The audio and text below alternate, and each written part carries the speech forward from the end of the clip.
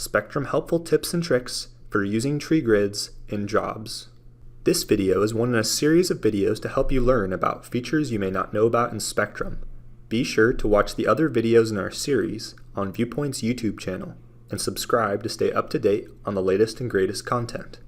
Let's look at, we call these tree grids. A tree grid is just that.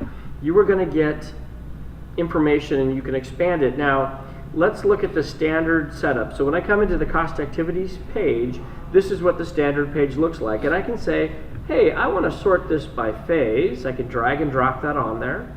And by cost type, I can also use the drop down here and say, I want to sort it by unit of measure. Why? I have no idea. It just sounds cool. I can do it by cost type, by phase. But you see the whole point here is that we can come up with some methodology of how we want to store this or present this. So here it's by major group, that once you go to the major group, it goes to the phase, and then it goes by the cost type, and then it goes to the transactional level. Now, over here on the info bar, you have saved selections.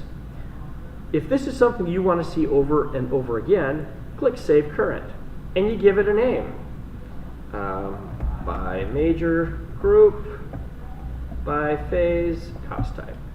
Now, I can always make it my template if I wanted to by checking the box. I can also, if I have security, I can make this available to all the operators. I could even assign it as the all operators template. Now, the nice thing is that when you come back into the screen, let's pretend that we're here. The standard, I just have to go click it and it will reformat that page however you want it. Now remember, you can also get rid of columns. I click the little yellow pad of paper, and maybe I don't care about the month-to-date information. That's just overkill for me, so I'm going to take it off. Well, you can go ahead and do that and then save it, and again, when you have the save selection, it's going to work. It'll just memorize what you have, and it'll just present it for you. And then if for some reason you don't want it, just click the little wrench.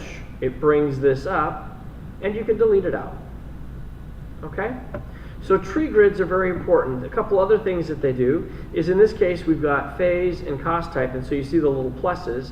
I can click this plus, and it will expand all of the rows. So it's going through and expanding all rows on every transaction. Now you do this because then basically just you want to expand all is effectively what this is saying. Okay, so that's an example. You can also collapse all. When you click the little export, the Excel icon, it's going to export the data to a spreadsheet, to Excel. So when you click it, it says it's going to warn you that before you do this, you're going to want to expand all. Because when you expand all, it's going to download all of this information. And then, of course, you can collapse it over in Excel if you want to. But the idea is that when you export it to Excel, it's going to ask you to expand all, so you get all of the information. And then, of course, you can use the grouping stuff over here to shrink it back up as you see fit. Okay? Oops, enable editing. Duh. It always helps if you tell the computer what you want it to do. There we go.